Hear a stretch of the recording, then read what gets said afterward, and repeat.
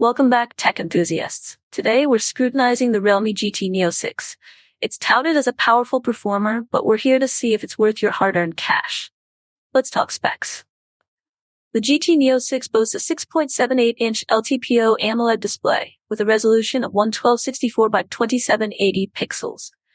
Under the hood, it's powered by the Snapdragon 8S Gen 3 chipset and comes with up to 16 gigabytes of RAM and a whopping 1 terabytes of storage. But specs only tell half the story. We put this beast through a series of real-world tests, including gaming, multitasking, and camera performance. And let me tell you, it didn't just perform, it excelled. The dual 50-megapixel main camera captures stunning photos, and the 5500 mAh battery ensures you're not tethered to a charger.